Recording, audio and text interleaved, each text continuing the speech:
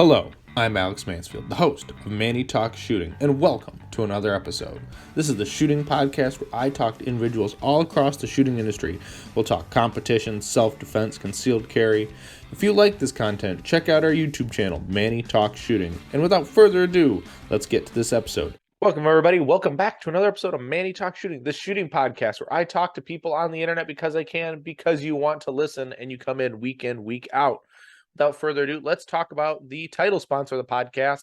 The show is brought to you by Go Fast Don't Suck. So go over to gofastdon'tsuck.net, tell Bill Manny sent you, and go get some dry fire targets, some memes. Maybe you need a match banner for a match you're running this season or next. You never know. So anyway, go over to gofastdon'tsuck.net. Like I said, tell him Manny sent you, and move on with your effing day because it's a random Tuesday. So whatever, guys. Anyway, recording this early October if you actually care. Without further ado, let's get to today's guest. Today's guest is Mr. Jake Walker, aka Mr. Short Shorts of the shooting sports. How you doing, Jake? Good. How you doing tonight? I'm doing pretty good. It's been a long. I guess I've been pushing this one off to ask you about this. But I felt it right. I asked your buddy, so it's like, I got to do both of them, so it's okay. Yeah, Josh told me you asked him. He seemed super stoked until I mentioned that he asked me to, and he's like, "Oh man, we should do it together." I was like, "That'd be fun," but Yeah. I don't know if it's your vibe or not. But Well, it all depends. Usually scheduling conflicts become a pain in the ass, so that's why I do these typically 1v1. that's fair. It's why I truly don't have like a co-host unless I'm really like desired to have one for the episode.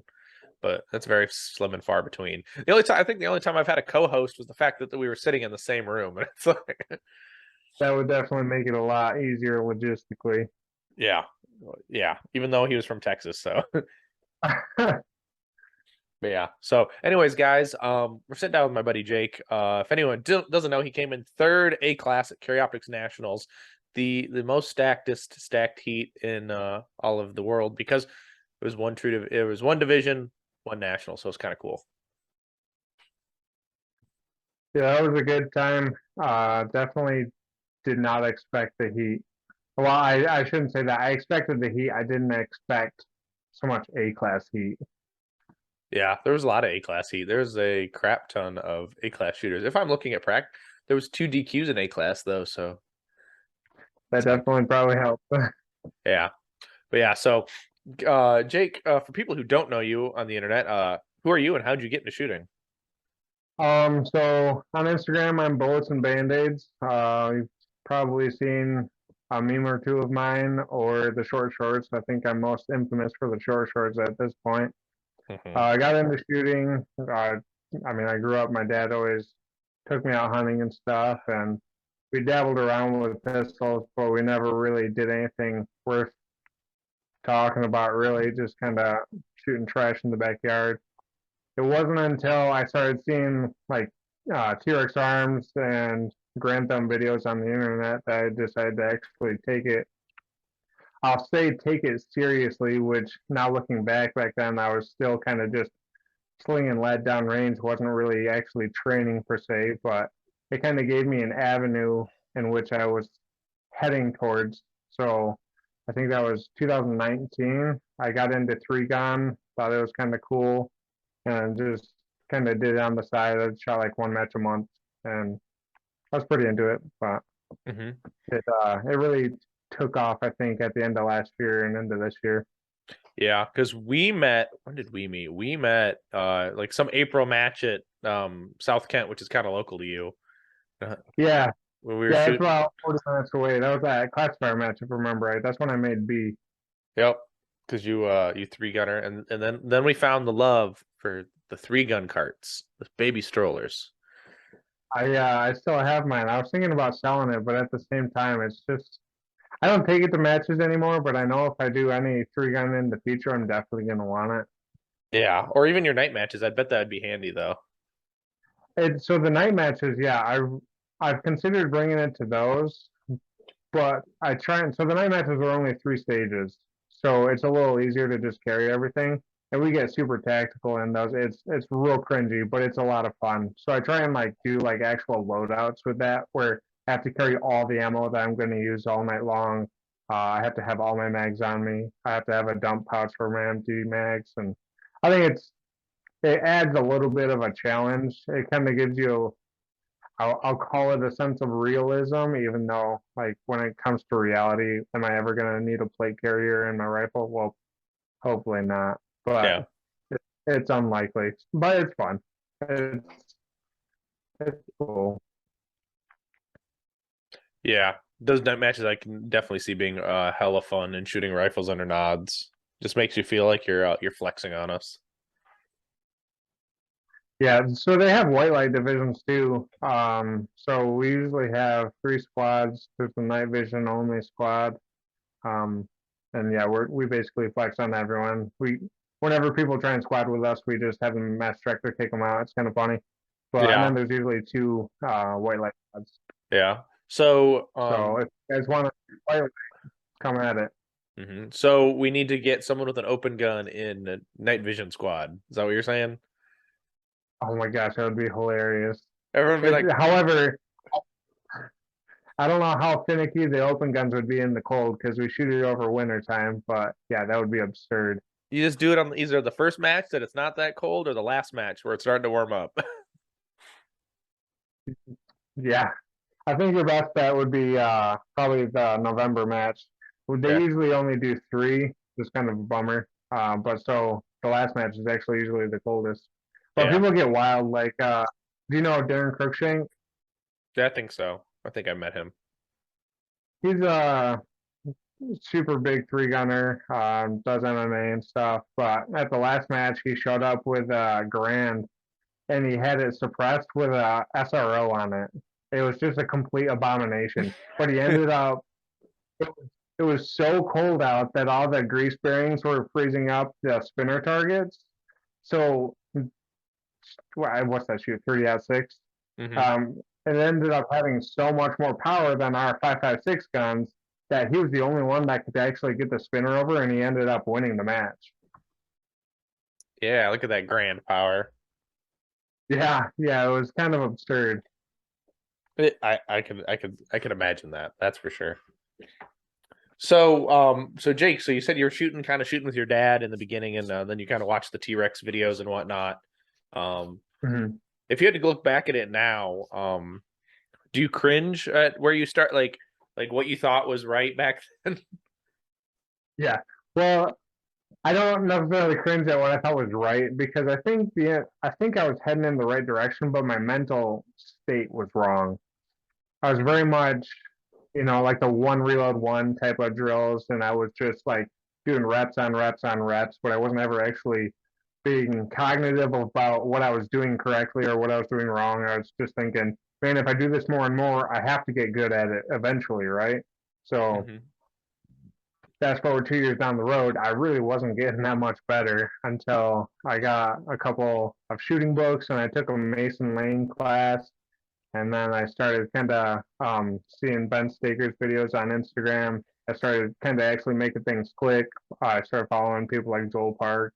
And I started thinking, well, shit, I actually have to like think about what's happening here and what I'm doing right, what I'm doing wrong.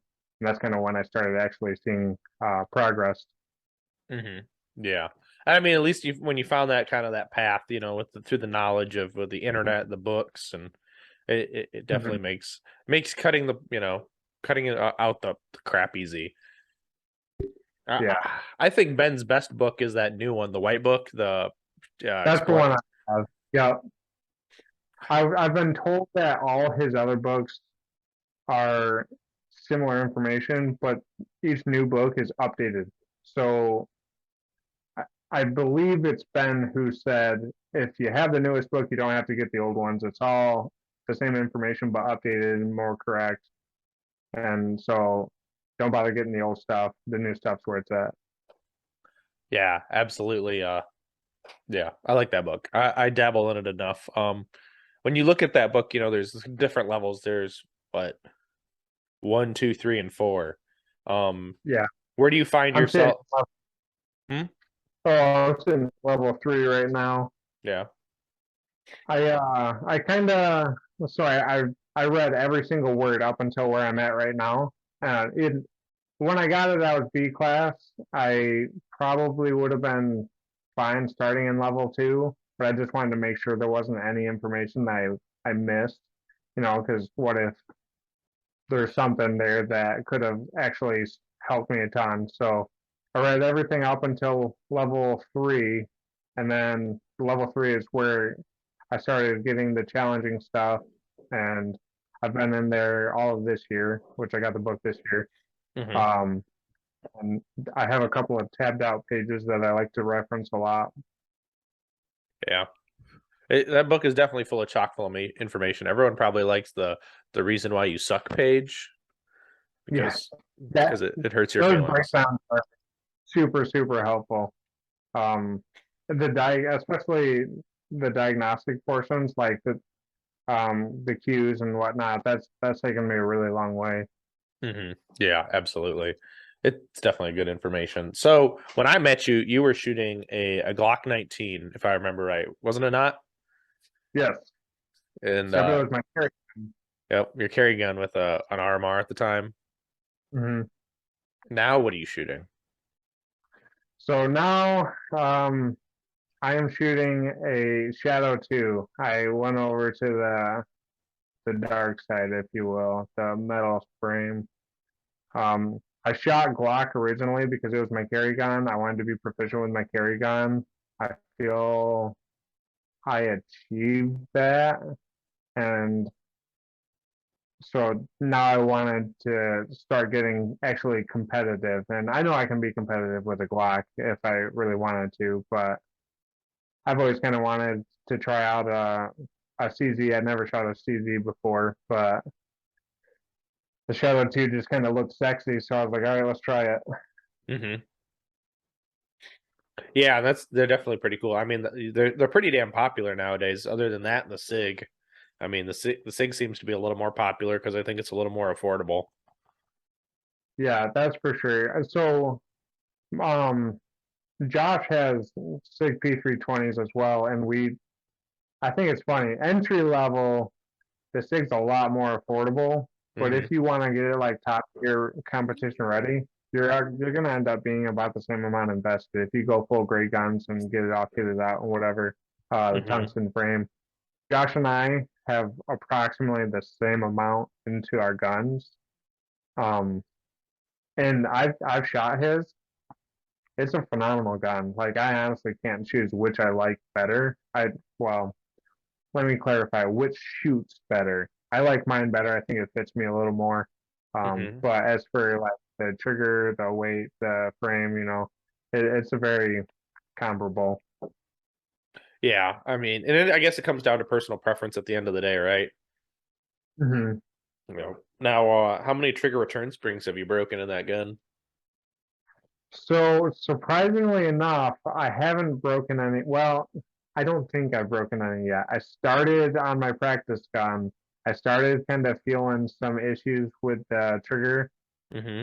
There was one time where I had to assist it forward, but I haven't had issues since then, and I haven't torn it apart because I haven't had any more issues. But I think that's going out. I got that gun used, Hmm. and it had 30,000 rounds on it, and I don't know when the last time that spring was replaced. However, the firing pin spring was absolutely obliterated. That thing Yeah. was three different pieces. It was all crushed together when I took it apart. So I have replaced that. And I've messed with the hammer springs a little bit, but other than that, I haven't had any real issues with it. Yeah. Well, that's good. I mean, at least you've got guns that run. You don't need to worry about them breaking. I know about a couple other local guys who shoot Shadow 2s or Tanfos, and it seems like everything breaks or nothing works. Yeah, I kind of so I get a lot of help with it. My sponsor, Blade and Brass, he he's a gunsmith by trade, and he's kind of starting to get into competition and stuff, and he knows all the nuances and how many thousand rounds you have to replace this spring and this and that. So he kind of told me a little tips like don't dry fire it without a snap cap in. Apparently I guess that's how the firing pin spring broke is because it was dry fired without a snap cap to stop the firing pin from over traveling. Mm-hmm. So I would have never thought that. I had no idea. But having those nuanced things is kind of super helpful to have in the background. Oh yeah, it definitely is. It makes it easier. Like transitioning to a new division or a new platform makes it easier when you've got someone to lead you the right way. Kind of like for me when I'm going to open, I've got my lead. I've got my knowledge of who I need to go to ask for questions. I don't have to dig through the dirt and the mud. I can just follow the clean line. Yes, yes, exactly. It's like I wish I had that starting the sport off to begin with, so somebody could tell me, "Hey, quit doing those stupid drills. That's not actually doing anything for you." I mean, yeah. Well, I mean, you could have anybody tell you to do that, but it doesn't mean that they're right. Yeah, that's true. Well, but when you come back to the one reload one, that it's nice is yeah, it might teach some bad habits, but it definitely gets some fundamentals down a little bit, and it kind of gets you to go fast because everyone wants to go fast on those Instagram famous one reload ones, and some people just don't know how to split the gun fast at all. So they need something like that to push themselves to go super fast. I think it can be done right and it can be done very, very wrong. And I was definitely doing it wrong. Yeah.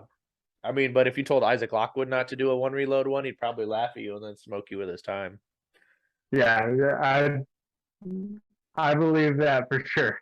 with his handlebar The mustache. dude's a fucking. Gosh, I'm so jealous of his mustache. Now, sidebar. If I Uh, let my Go ahead. I was gonna say if I let my mustache grow for like 2 months, if you squint real hard, you can kind of see it. So I got Yeah, that going for me.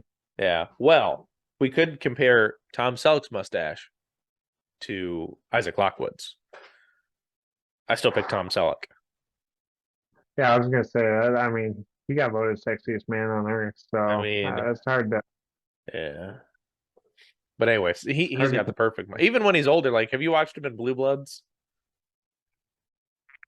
I think so. Okay, it was a good show. It is a good show. It's still on, I think. I don't know. I watched it on Netflix a while ago. I think if I remember, I think that's the show they always had on at the station when I was working over in Charlotte. Oh They yeah, always put it on like USA or something like that and left the TV on all night. It was yeah, super fantastic. yeah. It's not terrible, but yeah. So you're also running the Henning what T1000, right? Hmm. So, for the listeners who people like me who live under a rock, how is the experience of the T1000? So bear with me because I went from the SafariLand QLS system to Hmm. the Henning T1000. Hmm. So people may have different experiences than me. If somebody had like a boss hanger or whatever, I never used that stuff. I went straight from the poorest of the poor to the top of the line. Hmm. Um, I love it. I think it's phenomenal. Especially if you use the Lynx belt system. I don't have that, but it's got such a small profile that it fits on one link, Hmm. or so I've been told. Hmm. So it's very beneficial for people trying to minimize all that stuff, but the adjustments on it are out of this world. Like I could put it exactly how I wanted it, so I wasn't having to do any weird stuff with my hand. I could just like stay nice and relaxed, index directly up and grab the gun and present it, and it's very very customizable. And my biggest concern was it has like 50 screws. Hmm. I thought something was going to come loose, but every screw on it has um, I don't know what they're called, like a locking knot on it. Oh, the Not lock a lock washer? knot. It's not a lock washer, but the head of it, the head of the actual screw has grooves on it. So when you tighten it down, it like locks into the metal of it. Oh, okay. So I haven't had anything come loose, and it's been solid this whole time. My only complaint of it is if you have a heavy gun like the Shadow 2, you kind of need a little bit more of a pad. It gives the option of the hip pads, and they're not quite enough. So if you're doing like Area 5, Hmm. where you're shooting like 11 stages or a super big level 2, something like that, you might start to get a little bit of pain where it's pushing on your hip. But other than that, I think it's been phenomenal. I love it. Mm-hmm. And it's pretty cool. But I mean, from what it seems like, is it's definitely adjustable, and you could definitely have it out of adjustment and be shooting out into open with carry optics. It seems like. Yeah, so when I first got it, I think my first match with it was Western Pennsylvania, and I had an RO come up to me, and he said it was right on the edge of being where it was allowed to be, which I Mm-hmm. actually ended up, not because of that, but I ended up canting it in towards my body more just because it felt like it indexed better. But so it'd be super, super easy to have it be carry optics or production illegal and Mm-hmm. bump into open or something like that. But I haven't I haven't felt the urge to set it up in a way that would get me any closer to that. It's very much Right. um it feels good how it is. So And I think I noticed somebody's holster that had a T1000. I'm like, this thing looks really weird. So I think I checked it and I was like, but it looks like holy shit. It's like this fucking gap is huge. I'm like, but mhm. it was okay. But I think it was that 3D. You've seen that 3D printed holster now, right? Yeah, I think my buddy Samir has it. Mm-hmm. And it's a pretty interesting concept. If I'm thinking of the right one, it locks kind of like an open gun holster, right? Mm-hmm. Yeah. Which is a neat feature because at nationals I was running to reset, being a goofball, and I felt my gun shift in my holster because I don't have the locking lever. I have the old style of GX holsters, Well, and I like stopped. I was like, "Oh shit!" And I looked, and we were good. So, and it's it just kind of like gave me that feeling in my chest. I was like, "All right, I need to chill out." And so something like that would be pretty cool. But of course, GX has the levers I could get, but I haven't. yep. Shame on you for being the only person who doesn't have a vice holster. So, so I'm kind of guilty of just never buying a good holster. I actually got hooked up. You hooked me up with the Glock holster. You gave me that GX holster for the Glock. And then when I bought my backup Shadow 2, it came with a GX Tralex holster. So I've actually never bought one. And I'm sure I've always heard about the lead times. I'm like, ah, hell, I don't even want to bother with that. I'll just Mm-hmm. use what I have and, you know, I've heard you can upgrade your holster. I was thinking about doing that, but I just, Mm-hmm. haven't. Yeah. And I mean, if it works, it works, right? Like, long as until it doesn't work, right? Yeah. Yeah, yeah, exactly. And I made sure after I had that instance where I felt it shift, I like looked up in the rules and I was like, oh shit, what would I get disqualified? Found out, um, no, you have to like call RO over and have them pick it up and blah blah blah. So Mm-hmm. had it actually happened, I would have had no fucking clue. I probably would have picked it up and got DQ'd or something. But Yeah. Or now the it's worst case is your dot zero shifts or your dot breaks, and you're like, well, shit. yeah. Well, I mean, that's why I usually keep a backup gun with me. But yeah, that would also suck a lot. Yeah. That would definitely suck. Thanks, guys, for taking a break in the middle of this awesome episode, Mr. Jake Walker. But we need to talk about the sponsors of the podcast because they are fantastic. Anyways, we've got our primary sponsor, Go Fast Don't Suck. They've been with us for a very long time, and we appreciate them greatly. Bill and his team over there, I mean, they're fantastic. So gofastdon'tsuck.net. Go check them out.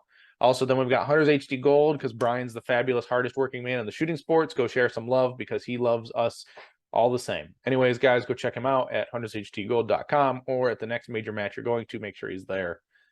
Then we've got dominatedefense.com. Use the code Manny Talks 10 to get 10% off your Mach 1 speed belt combo because they are the finest belts in the business because they are great and Jason puts hard work into whatever he makes and he loves to innovate. Then we've got divtechshop.com. Go tell Nathan I sent you using the code Manny Talks Shooting for 10% off your whole order for the best 3D printed magnet systems out on the market. You need them. They've got them in awesome colors. You can make you even an awesome custom cap. So go check them out. Divtechshop.com. Manny Talks Shooting for 10% off. Followed that up by Targets USA, who makes the finest steel targetry on the planet.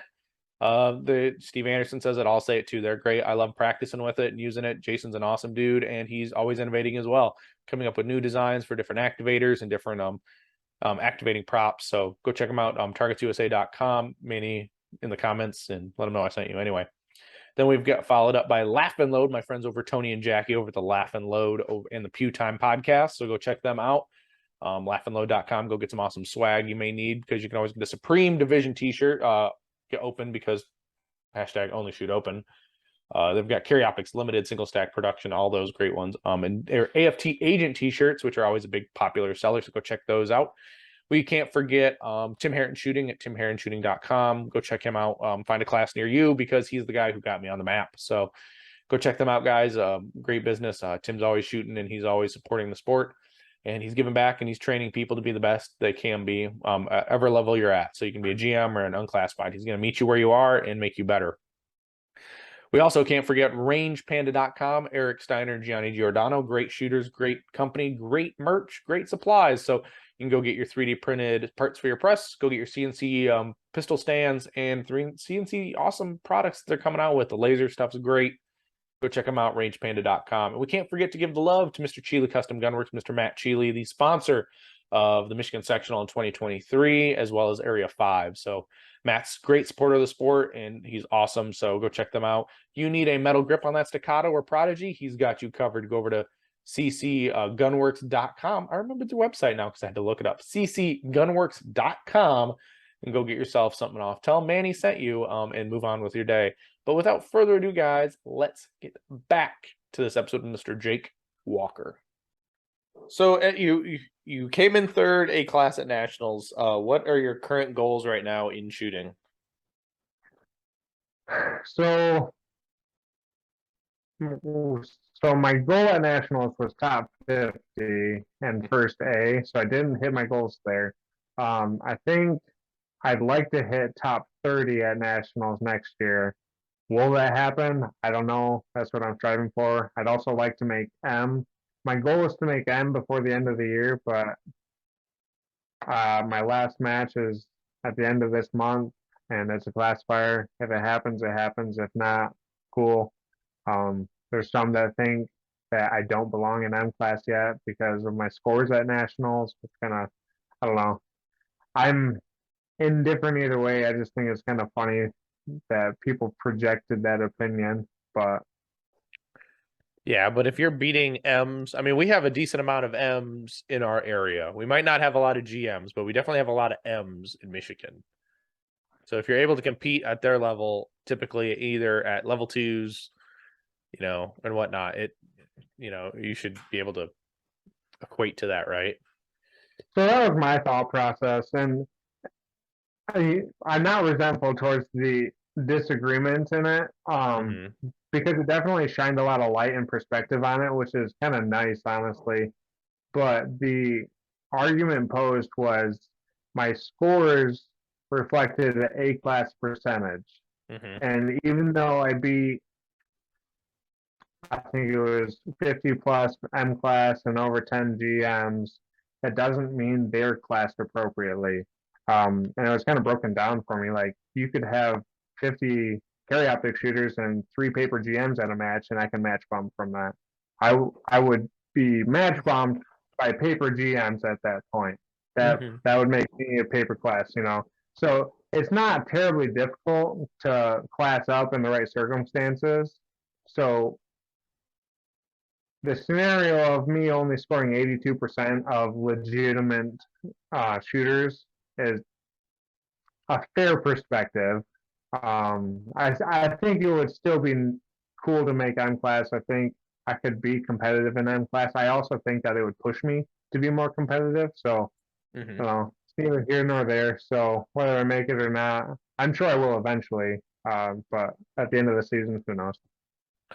Right. Yeah. And you really couldn't, because you shot with the Carry Optics national champion back at Area 5, but you didn't get to finish the match. So you really couldn't, I'm not going to beat you up about it, but I mean, you really didn't get to see that, in July, at the end of July, you didn't get to see that and then come into September, right? You It get to was see. yeah. Hmm.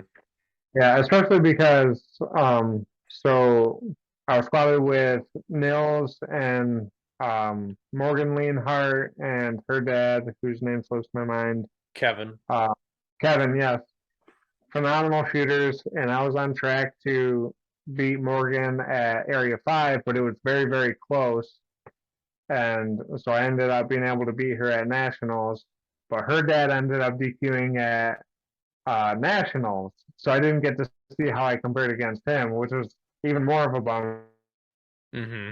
for me because he's somebody that I looked up to a lot. He got first M at Area 5, I believe. Yeah, I believe so. So I was kind of really hoping, I was really hoping to compare myself to him as well, but it didn't happen. Yeah. So now that since we brought up Area 5, um, and we're going to compare it to Nationals, right? So Area 5 was 15 stages plus chrono. Nationals was 18 plus chrono. I think so, yeah. Okay. So which match do you think was not including pressures or stress of like it being Nationals, but which match do you think was a more technical or more a better match? I guess technical is not the better word, but the better match for like purely on stages. So taking into consideration, I think I only shot 12 of the stages at Area 5. Hmm. Um, well, I'm not sure if it was exactly 12. I digress. Um, I was actually more nervous about Area 5 because it was my first level 3. Hmm. And going into nationals, for some reason, I don't know why, I had a super level head. I was nervous, because it was nationals, but I was not terribly shook by it. As for the actual stages, I think I think they're very comparable. Area 5 had a lot of very challenging stages. I think the part-time stage at Area 5 was substantially harder, only Hmm. because of the move. It was, I think, one per, and then you had a movement section, and then it was one per on the remaining targets. Hmm. I think um, that was more challenging because it evaluated more skill sets. Movement's huge in USPSA, so the one at Area 5 was you could very easily do from one position. So if you have a fast trigger and you're good at transitions, you would do great at that stage. I scored very well at nationals on the part time. At Hmm. Area 5, I shot, in my opinion, very poorly on the part time. Now, did you at Part Area 5? Did you go for all the targets or did you just go for the easy points?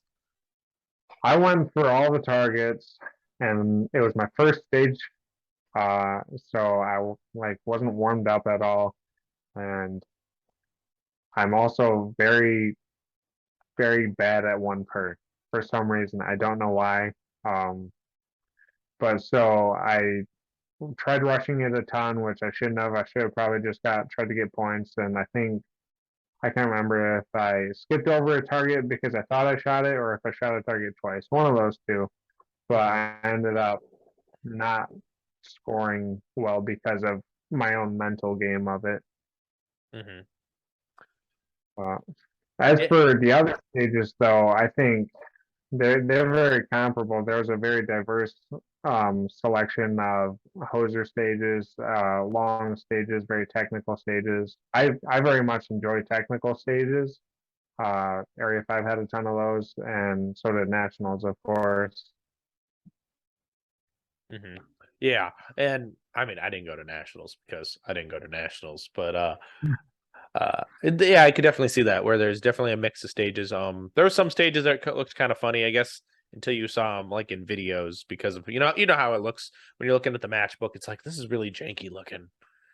Hmm. But my opinion, I think the matchbook, if you're gonna put a stage in the matchbook, it also should always be on SketchUp because then it actually kind of looks not as janky. I love the 3D builder kits to a point, but when you're like putting it in like in a matchbook, I would expect it to all look kind of the same. All the stages to look the same and set up that way. I wish you could have seen, not to talk trash or whatever, but I wish you could have seen the matchbook from Missouri. It looked like a third grader used word art. It was awful. Like matchbooks are bad enough; you can never tell what the stage is going to look like. But this thing, you like the everything was just very flat looking, and it looked like they just kind of like pasted stickers on a piece of paper. It was awful. Really? Now I'm tempted. Now I've got to find I it. think I have it on my phone. I think if you can find it, yeah, look at it because I- it's rough. I'll find it. Tell me it's on the internet. I'll find it. But yeah. So well, that's good to hear. Area Five's coming back to Michigan, so that's the nice thing. We'll be close to home again. I'm very excited about that. And Nationals will be close to home. It's in Ohio next year. What? That's got to be what, a 4 hour drive for you? I think 4 or 5. Yeah, something like much better than Alabama. Yeah. So Right. Well, they got the wrong nationals they got the wrong nationals in Ohio for next year because they should have had open nationals in Ohio, uh, not Alabama. should they put open in Alabama next year? Yeah, they did. Yeah, geez. Yeah, I really don't want to drive. Bummer. I don't want to go 10, 11 hours. But no, for me, from where I live, it's only 3.5 hours to Ohio. So Oh, there you go. Yeah, that's not bad at all. no, not really. Especially when you think about it, you can leave after work one day and then go. You don't have to Shit, take yeah, like I've the drove you don't. purple. I've driven 3 hours for a local. That was it wasn't worth the drive. That's what I'll be. I actually, for this classifier I'm doing at the end of the month, I'll be driving 5 hours for that. Granted, technically it's a local, it's a 9 stage local, and they encourage wearing Halloween costumes because it's on the 29th. So whether I score well or not, I kind of don't care at this point. I think it sounds like a ton of fun. Wait, who's hosting a 9 stage Halloween match local? Uh, it's in Oxford, Ohio. I can't remember the club name. Yeah, let's just practice score. We'll find it because are the Honking Shoot is the match director, whatever that guy's real name is. He's on Instagram. who what? Honk Gang Shooting, I think that's Oh, the I way don't to know. say it. You said it was in Oxford. Hmm. Oh well, dang it. No. I think it's called the Monster Match. Oh, okay. This is in Ohio. Okay. Yep. Ooh, It's freak. barely. There's candy. All right, I like candy. Oh, not bad. I didn't even know that. Yep. Yep. Everyone wants candy, but okay. So 9 stages, not terrible. There's a lot of people. I There's think still a lot of slots opened up though too. Holy crap. it sounds like it's gonna be a lot of fun. It sounds like it's gonna be worth it. He said he's gonna try and do some of the new classifiers, some of the also 20 series, 21 series classifiers, that stuff with movement. Well, we had a Um, classifier match, but no, you had a CPL class to teach, sir. Shame on you. yeah, No, yeah. I uh, I gotta fund, I gotta fund this shooting habit somehow. yeah. Well, let's talk about a little bit. You started that this year, didn't you? Yeah, so that's I think I took my firearms instructor's course in March. I do air quotes because to say it's an instructor's course is kind of comical. So it's a USCCA course, and the instructor portion of it is literally just them teaching you how to present their concealed pistol license PowerPoints, Mm-hmm. and then you have to qualify with pistol. It was I learned essentially nothing, but was granted course materials. Mm-hmm. Nothing against USCCA or anything, but I was kind of hoping somebody would say, "Yeah, this is how to present uh, this is how to teach people how to shoot, not so much this is how to shoot, but this is these are some teaching techniques." But it wasn't that at all, unfortunately. Yeah, that's unfortunate, but hey, I mean, you're making money doing it, right? Yeah, my ideally, I didn't intend to hold CPL classes as my primary source of income with that. Mm-hmm. I more so wanted to get started in. um, doing like one-on-one instruction and stuff like that, which apparently there's nothing that I can't. But also, I don't exactly think I'm ready for that yet. I don't. Mhm. The better I get at shooting, the more I realize I'm not ready to teach people things like that. Except for, like I could teach somebody who's never shot a gun before, I could teach them plenty, but also those people typically don't like to shoot with competition shooters. They think it's just a big game. Yeah, until they figure out that performance is performance shooting, and we just happen to use a Mhm. game to subjective our performance to. Yes. Yeah. So, but I mean, the nice thing is the CPL classes can kind of segue into private instruction because someone gets familiar Yeah. with you and then cough break. But yeah. So I mean, that's kind of cool. But has anyone been interested in that yet, or have you not really been pushing that? Um, I hand out business cards. I've had one student that came. They had never shot a gun before the class, and I was like, "Hey, listen, I think before you like, I'm gonna pass you because it's not my place to tell you if you're allowed to have your concealed carry license. It's Mm-hmm. just my position is to present the information to you. Right. But I presented to a student. I said, "Hey, listen, you definitely need a lot more time behind a handgun before I think you should go out and carry one. I can offer you classes, or you can go to somebody else that won't be offended at all." And they ended up taking me up on my offer. So other than that, I've had a couple of inquiries, but nobody's showing up, which is fine. It takes a lot of time out of my little amount of free time, and the free time I do get, I like to spend on training currently. So Mm-hmm. it works out just fine for me currently.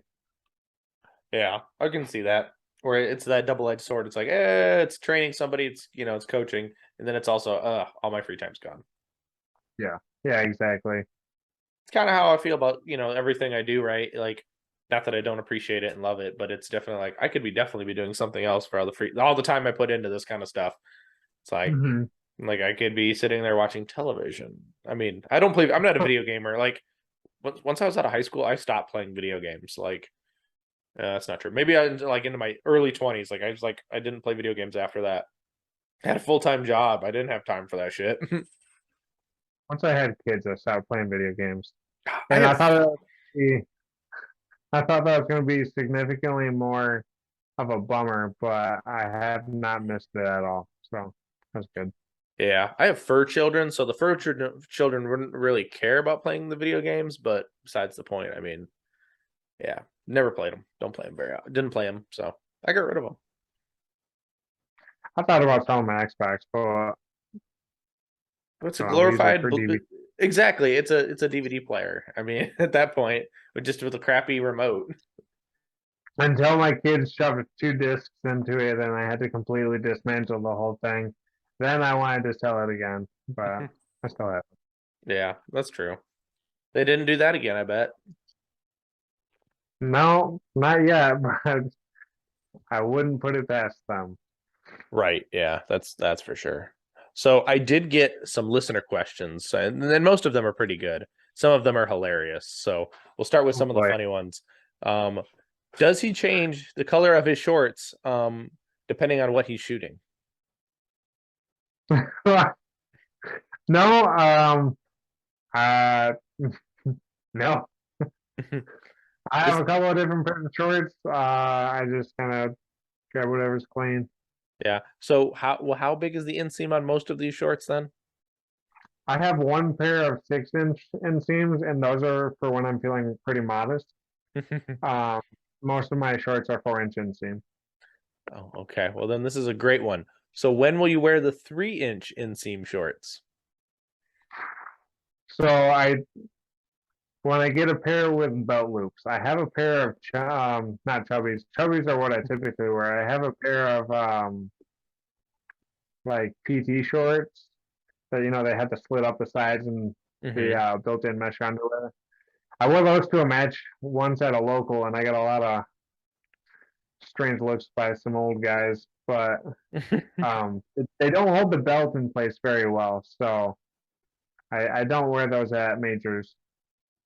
But if I can find some 3-inch inseams or some PT shorts with some belt loops, send me a link because I'm gonna get them. Yeah.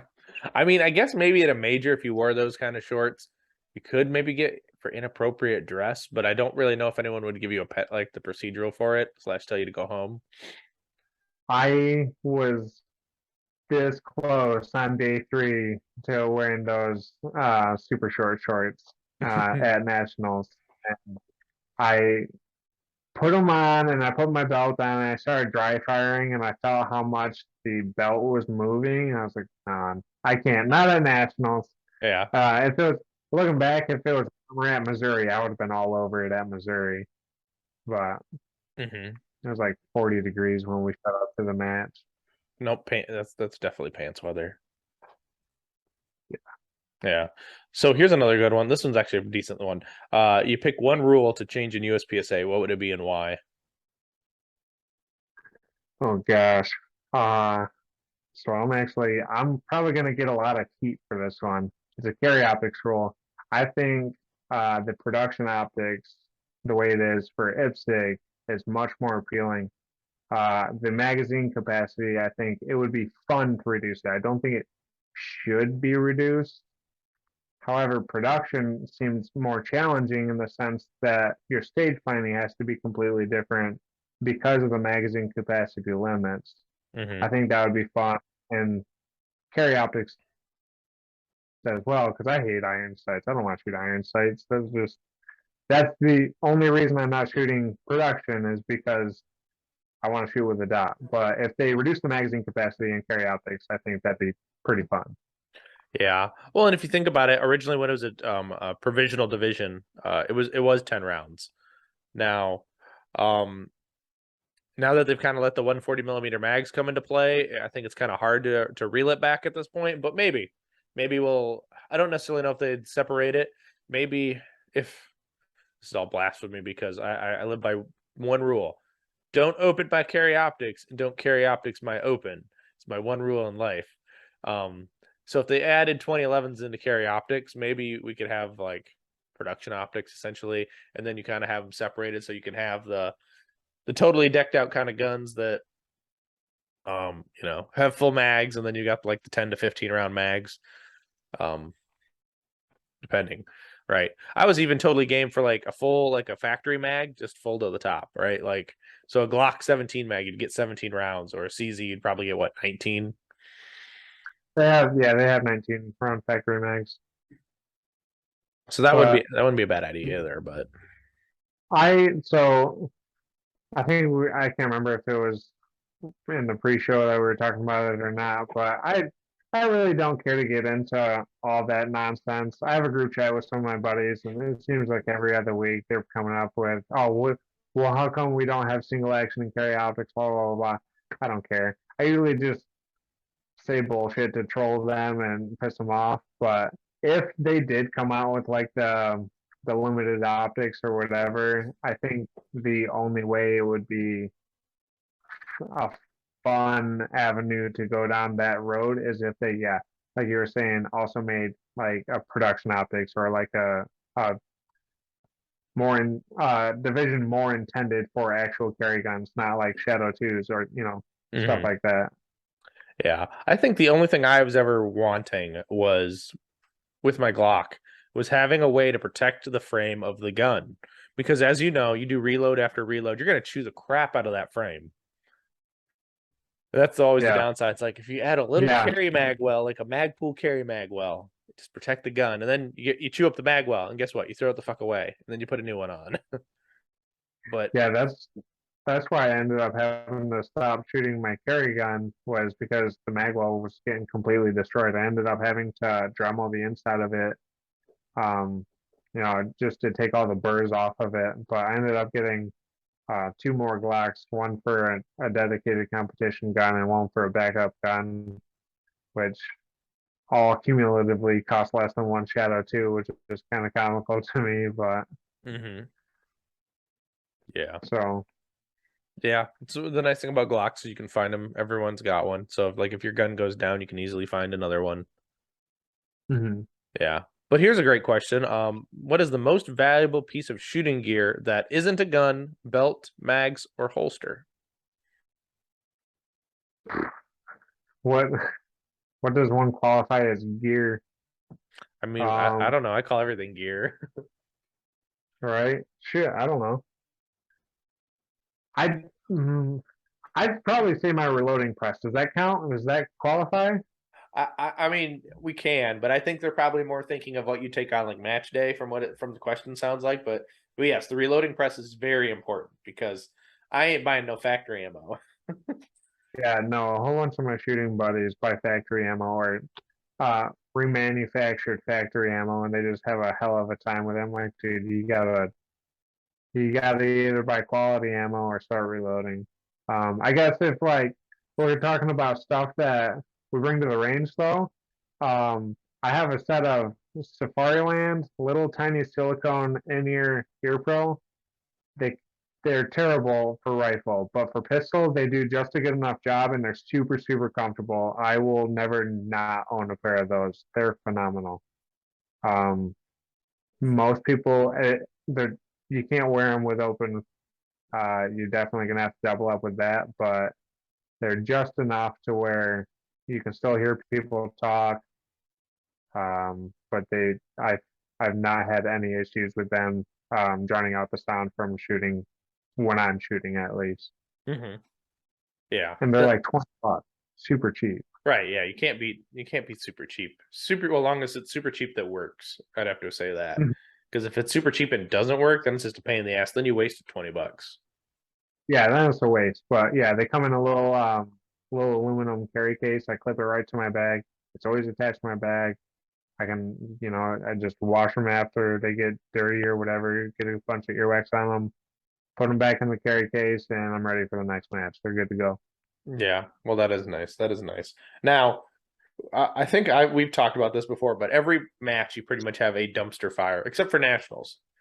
You have like a hot dumpster fire mess. I definitely had dumpster fires at nationals. It was just so much larger of a match that I was able to counterbalance that. Hmm. Um, but yes, pretty much every match I have at least one massive dumpster fire. Well, yeah. So then, with that as a follow up, this is a follow up. How do you maintain your focus during a match, or try to recover from those dumpster fires? So I think I can't remember who told me this, but the best way to go about it is treat each stage as if it was individual from each other. Hmm. If you carry things from one stage to another, and it like say for example you have a fantastic stage and it gets you hyped, you're like, oh hell yeah, we're doing great. I'm gonna really push it on this next one. But you're gonna push it past what you're capable of, and that's when your dumpster fire is gonna come. If you shoot each stage individually and don't think about what happened before, don't think about what's coming up, and just shoot it how you feel you should, then that's when I at least perform my best. So if I have a bad stage, I don't bring it with me. I don't even think about it. I don't check practice score if they're updating until way later, and I don't even think about it. I forget about it completely. I zone into that stage, focus on my stage plan, and I go from there. Hmm. Yeah, I agree. I definitely agree with that. Yeah. So that mental thing. I don't know. Like when I'm at a match, this is just me personally. When I'm at a match, uh, I don't have any problems with like if I have a bad performance, I don't have a problem with it staying there. I guess I don't have that lingering bad taste in my mouth. I don't. I probably don't have that until after the match is over, after I've looked at everything and like people's scores. Recently, I've been more worried about well, what was their hit factor on this? Like people who are around my skill level. And I'm like, but I think I need to stop doing that again, because it's not healthy. I don't think, unless you really want to just like, ha, I beat you on this stage, fuck off. I But kind of I kind of started doing that recently, and I wouldn't necessarily say it's a good thing to do, hmm but I don't know why it doesn't mess with me as much, but I find it beneficial to know. And I'm definitely not the type of person that can be like, oh shit, I gotta amp it up. I'm not there yet. Yeah. I don't even pretend to be. But for some reason, I really like knowing, okay, yeah, I was this far behind this person. Okay, cool. Just having that knowledge base kind of, I guess it grounds me. Like, Jared Clanton is somebody I talk to a lot. Phenomenal shooter. I believe he got 12th at nationals. If you've never shot with him, squad with him and shoot with him because you'll be like, how the fuck is this guy winning things? The guy seemingly doesn't take anything seriously until he's on the make ready, and it's hysterical. Um, but I compare my shooting to him a lot. That guy's been shooting like a year and a half, and he's GM placing like 90% range at nationals. It's insane. Mm-hmm. So that besides the point. I'll compare to him a lot. Mm-hmm. And I go off of that, and I guess it gives me a sense of grounding to know, okay, this is where I'm at. I know he's a high level shooter. I'm on track to be this far behind him. So like at Missouri, I was squatted with him. I knew, okay, I'm going to be like 85% range behind him. I can deal with that, or I need to kick it in, or whatever, you know. Um,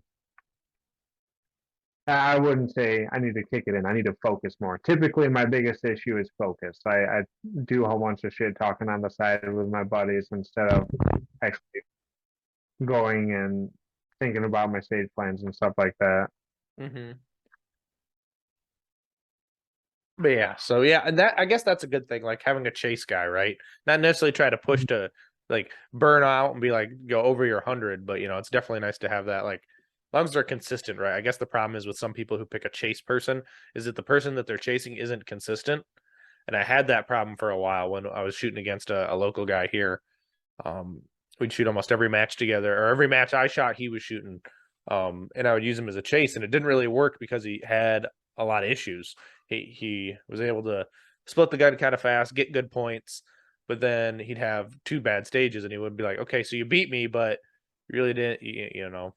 He wasn't consistent enough to really compare myself to. Right.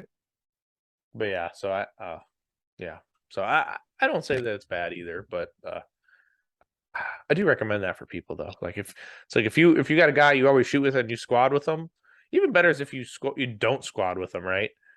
But it's nice to be able to see them on your squad, so then you can either watch their plan, make sure that you didn't do something stupid that they didn't, or you have somebody who just has to range dump on Sundays and post all the stage footage from the match. I have a tendency, and I don't know if I just undermine myself or if I don't value myself highly enough, but I have a tendency to shoot too low for chase people, I Mm-hmm. guess. Because typically, if I pick somebody as like a chase person, like I'll find somebody on Instagram or something that I've never shot with and be like, I want to be that guy. Mm-hmm. I typically tend to beat them. I don't know if I'm just like, if the Instagram videos just look way cooler than what they actually shoot or what, but I think I need to start setting my goals a little higher. Yeah, I mean, and that always could be a thing too, right? Yeah, well, and there's no true right or wrong of how to pick a chase guy, right? And that's like Right? there's not a class in that, unfortunately. Yeah. Maybe there should be. I don't know. Ben Steger sell a new class, right? Chase guys. Oh, but anyway, what major matches are you planning currently right now for 2023? Um, I'm not shooting Kentucky again. So Kentucky was actually the day after mine and my wife's wedding anniversary. She let me go to it this year. She didn't make us think about it at all, but I don't feel it's right for me to try and ask to go to that again. It's because your wife is a Other, saint. yeah, she did not even mention. Well, she mentioned that it's the day after her anniversary, but she like did not make a fuss about it at all. She still can't believe that. She didn't make a fuss about nationals either. I was like, hey, I'll be gone for a week. She's like, all right, Just as awesome. long as you can So afford it, right? as for yeah, yeah, exactly. Um, I'm definitely planning on shooting. Michigan sectional, Area 5, nationals. I haven't really put a ton of thought into it beyond that. I kind of more just plan the majors based on what works with my schedule, who all is going where, um, what's convenient. Well, you should definitely go to the I Buckeye typically don't Blast. really take into consideration. Go to the Yeah. Go to the Buckeye Blast because it's where Um, nationals will be. So then you'll be all good. so I really wanted to this year, but it ended up having a scheduling conflict. Um, I can't remember what I had going on. I think I had to work or something. It used to be that I had to work basically every weekend, which was a major inconvenience because if I wanted to go to a match, I typically had to trade a shift off. And then, so I'd come off of a night shift, have one day to kind of recuperate, shoot the match, and then work that night. And that's not very conducive for performing. But I've had scheduling changes lately, so it's been a little more convenient. Yes, that is definitely more convenient when you're able to make things happen. Are you still on night shifts, or did you get swaddled around a little bit? I'm still on night shift. I am part-time now, which is super convenient. I'm scheduled one day a week and I pick up one day a week, which we work 12-hour shifts, and then I'm on dad mode the rest of the time. So that's been super helpful. I don't get to do as much. I probably shoot just as much as before, but now I have a lot more dry fire time. Like I can dry fire while the kids are at school, or which my daughter only goes for half days, but definitely way more than I had before. Yeah. Yeah, it's definitely nice to have that free time. But you're missed your stay-at-home dad kind of ish now, which is kind of cool.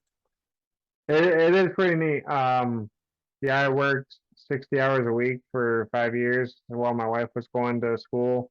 And now that she's working, she's like, I want to work full time. I'm like, well, I don't want to pay for daycare. She's like, all right, stay home. All right, cool. Deal. Right. At that That's point, all about it. yeah, it's that point of okay, we could both work, but then we still got to pay somebody to watch these kids, Hmm. and then So yeah, yeah, I'm still working, but not nearly as much, and I am totally cool with it. right, yeah. I wish I was like that. I wish I could work less. I'm It's not that. definitely nice. Yeah, I'm not that cool yet. Not that cool yet. But yeah, that's cool. I know I do have a couple more questions before we'll wrap this up for the night, but I've got a couple more. What is something that current Jake would like to tell past Jake about shooting? Pay attention to what is going on in dry fire and in live fire, but being receptive of everything that's happening is probably the most important thing that you can do. Hmm. Um, just doing reps is not going to make you good enough. It will make you better, but not nearly as quickly, and not you won't reach nearly as high with just doing reps and not thinking about what's happening. Hmm. Yeah, I definitely see that. Yeah, because somebody could have a fast draw, but they really don't realize that you mash the trigger, you get a delta, or you don't have a good grip, so you're not going to get that alpha hit you want, right? In live fire, Mm. if your dry fire is shit. So yeah, I agree with that. I agree with that notion. That's a good one. But oh, what's the next one? Oh, perfect. We're at the point where we need to pay the bills to the people who help pay your shooting bills. Go ahead and let's go and talk about those awesome sponsors of yours.